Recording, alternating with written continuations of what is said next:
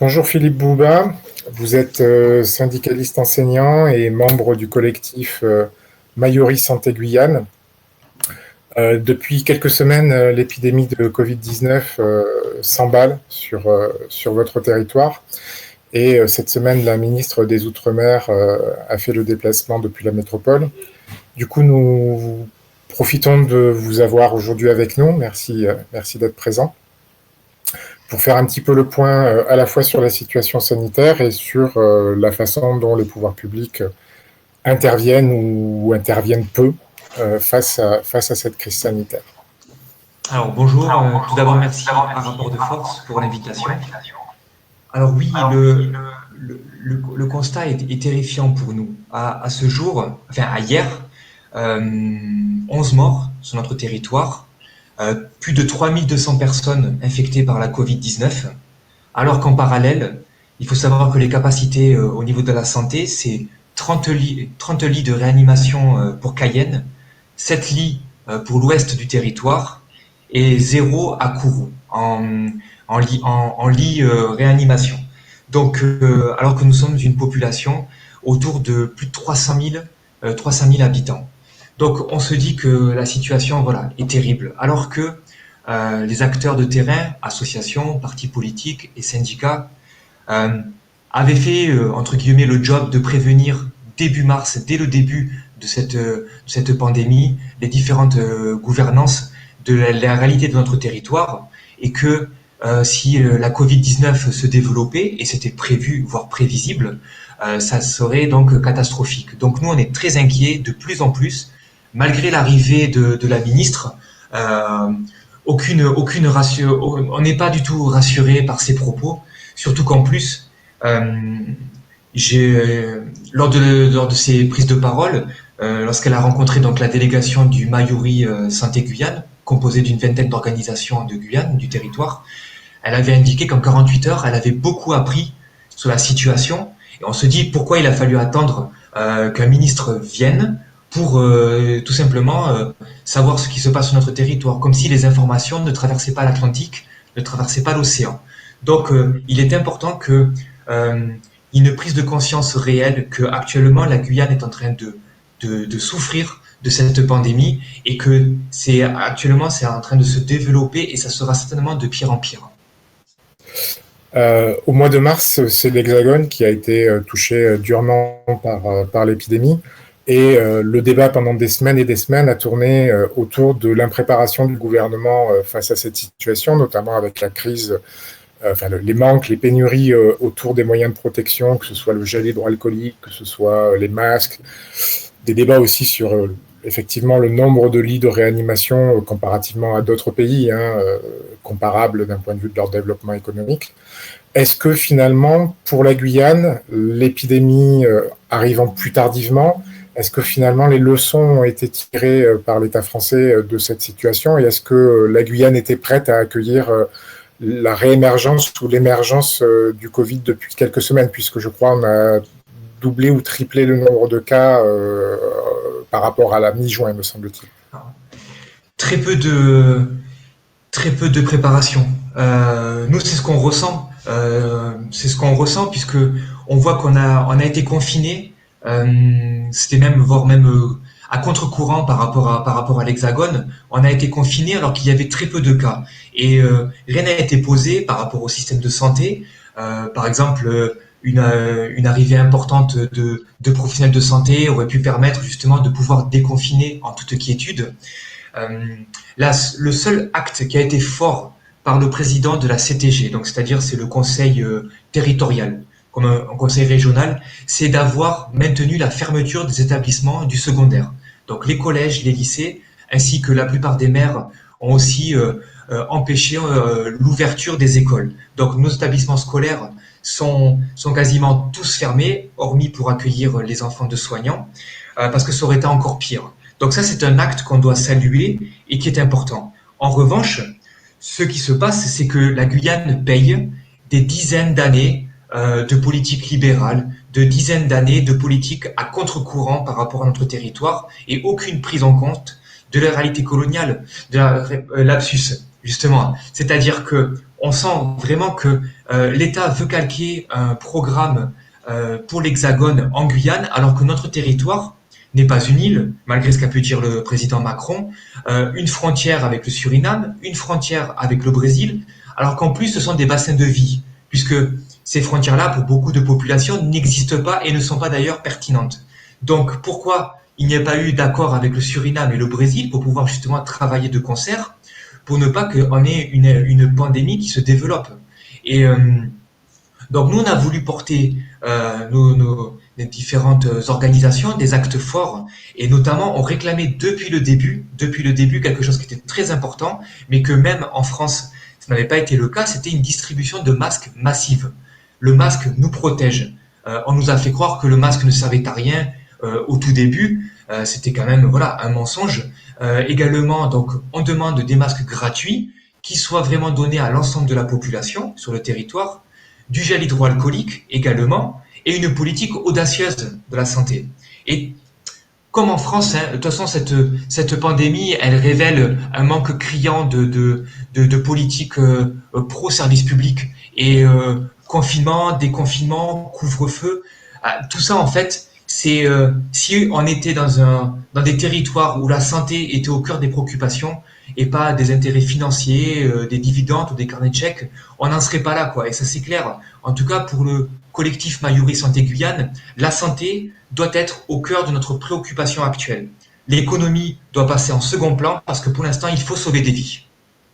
Et est-ce qu'au jour d'aujourd'hui, il y a, puisque bon, la stratégie du gouvernement, c'est tester, enfin c'est voilà, aujourd'hui, hein, c'est tester, protéger, isoler, c'est un peu les trois mots d'ordre du gouvernement. Est-ce qu'aujourd'hui en Guyane, il y a suffisamment de masques, suffisamment de tests pour pouvoir appliquer ce qui est la doctrine du gouvernement depuis le début du déconfinement, c'est-à-dire le 11 mai? Alors là, c'est dans la théorie, mais dans la pratique, c'est pas du tout le cas pour la Guyane. Par exemple, la ministre nous a annoncé qu'il y avait 2 millions de masques sur le territoire, et que 200 000 allaient arriver. Mais on sait également que c'est pas donner le masque, en fait, qui permet de protéger. Il faut aussi expliquer, il faut aussi pouvoir être au cœur des différents quartiers, notamment les quartiers les plus précaires et les plus populaires, pour bien aussi donner les règles par rapport aux masques, par rapport aussi au gel hydroalcoolique. Mais vous savez, en Guyane, on a également un problème pour l'accès à l'eau dans certains territoires, dans certains villages ou dans certains quartiers. Donc il y a tout à reprendre. Et nous, on a vraiment l'impression qu'il y a une passivité, voire pire, une panique face au coronavirus. Donc les différentes gouvernances courent derrière ce virus, alors que tout était limpide, tout était prévisible. Et début mars, les organisations syndicales avaient posé des actes forts en Guyane en disant qu'il fallait justement une distribution à outrance et qu'il fallait protéger les salariés. Puis après, au mois d'avril, il y a eu des premières actions et des premières alertes, et on a vu que l'État ne faisait rien et que après les, les différents élus locaux faisaient aussi ce qu'ils pouvaient avec les moyens. Donc il y a aussi un gros travail à faire au niveau de ces élus, mais ils doivent aussi se mouiller parce que, par exemple, la ministre nous a expliqué en délégation que tout allait bien et que c'était les élus locaux qui lui avaient dit cela. Alors que nous, lorsqu'on les avait rencontrés il y a 2 semaines, ils indiquaient qu'il y avait un manque de coordination entre la préfecture et les différentes mairies. Alors, si la situation a évolué, c'est très bien d'ailleurs, ils auraient pu au moins prévenir la ministre pour contextualiser et pour dire que, il y a eu une évolution et que tout n'était pas correct depuis le début de cette crise, parce il est faux de croire que l'État a été à la hauteur des enjeux. Et nous, on craint vraiment maintenant, avec ce développement, que ça va être de pire en pire et que cette politique de l'État français va amener de plus en plus de monde à la morgue. Il y a 3 ans, il y avait eu un grand mouvement social en Guyane au mois de mars 2017 et qui avait notamment abouti, après ces 2 mois de mobilisation, à un plan pour la Guyane pour rattraper 10 ans, 20 ans de manque de développement qui soit à la fois économique mais aussi au niveau des infrastructures. Est-ce qu'aujourd'hui, le rattrapage a été fait, je dirais, depuis 3 ans? Alors, il y a eu quelques avancées, mais pas du tout satisfaisantes, quoi. Notamment, il y avait l'éducation et la santé qui devaient être au cœur de ce qu'on a appelé les accords de Guyane, puisque pendant 2 mois, donc, on a eu une Guyane qui a tenté de, de décoller. C'était le terme qu'on utilisait, puisque en même temps que la France a une fusée, en même temps, on a une population qui souffre. Et d'ailleurs, en 2017, on disait euh, la fusée décolle et la Guyane reste au sol. Actuellement, il est sorti ce- cette citation pendant qu'une fusée doit décoller, puisque c'est le cas, on a une Guyane qui se meurt. Et les organisations qui sont membres du Mayuri Santé Guyane se sont retrouvées également en 2017. Et la France avait signé, même les élus locaux, et maintenant il faut passer à la vitesse supérieure. Parce que dans les accords de Guyane, il y avait notamment la santé, l'éducation, le logement. Il y avait pas mal de réformes aussi structurelles qui doivent permettre, sans aucune hésitation, une Guyane plus heureuse, une Guyane meilleure et une Guyane aussi plus proche des réalités locales. Le président Macron, lors de sa dernière euh, prise de, prise de parole, avait indiqué tout ne peut pas se décider à Paris. Ben oui, merci président. Mais il a fallu la Covid-19 pour s'en rendre compte. Bien sûr que ici, les acteurs de terrain sont au même, justement, sont au fait de pouvoir trouver les justes politiques. Euh, Maintenant, le constat, c'est que ça n'avance pas assez vite. Et c'est toujours pareil parce que on est toujours sur de l'intérêt financier, comme j'ai dit précédemment, et pas du tout le bien commun, l'humain et donc la population. Et on attend vraiment des actes forts parce que euh, comment dire, on voit une panique, mais en plus, on voit quelque chose, il n'y a pas de mea culpa. Nous avons rencontré le Mayuri Santé Guyane, les maires de Guyane, la CTG, euh, l'ARS, la directrice de l'ARS, donc la responsable de la santé sur le territoire, la préfecture, donc l'État français, également le CSG, le CNES, qui est l'industrie de l'aérospatiale. Nous aimerions vraiment que toutes ces entités assument leur présence, assurent également, mais également fassent le bilan en fait de leur politique, et notamment depuis le développement de cette pandémie. Parce que là, vous devez savoir que là, on tape de plus en plus sur la population. On dit que la population ne respecte pas les gestes barrières. Encore faut-il qu'on soit conscient que ces gestes soient importants. On dit également que la population ne respecte pas le couvre-feu. Mais enfin, on nous prive de liberté. Le couvre-feu tous les jours maintenant, en semaine, n'est plus à 19 heures, mais est prévu à 17 heures. Comme par hasard, ça nous permet en gros d'aller travailler, et puis après à 17 heures, on rentre chez nous. Et le week-end, maintenant, le couvre-feu, il a été avancé du samedi 19 heures au samedi 13 heures, jusqu'au dimanche matin 5 heures du matin. Donc vous voyez, on a vraiment l'impression qu'on tape aussi sur la population alors que c'est tout un projet politique qu'il faudrait remettre en cause. Peut-être une dernière question.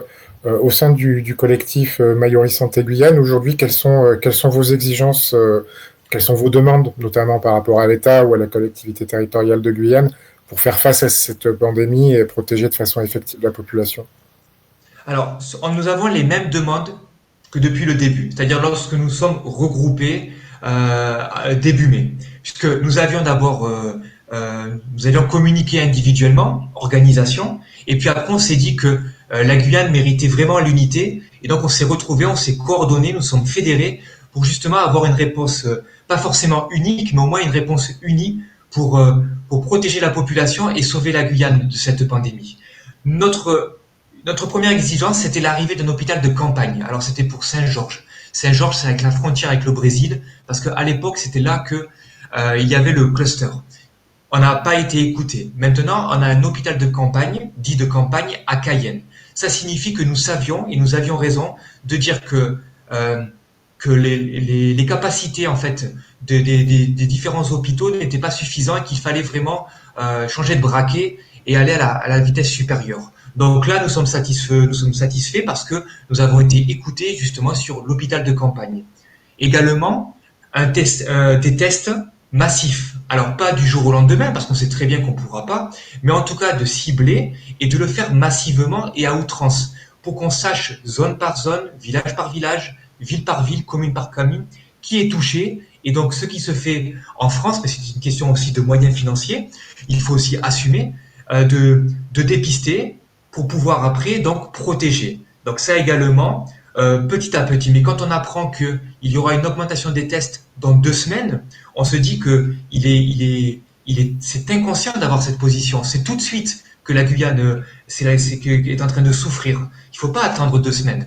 Et enfin, nous demandions aussi notamment euh, les masques, puisque les masques, une distribution gratuite. Hors de question d'aller en pharmacie. Bien sûr que certains peuvent le payer, peuvent se le payer, mais quand on voit qu'un masque c'est 90 centimes et qui dure 4 heures, il y a énormément de gens, je peux vous le dire, en Guyane, qui seront dans l'incapacité de se protéger si ce n'est pas gratuit. Donc il faut que les associations qui sont sur le terrain et dont beaucoup font partie de notre collectif aient les moyens.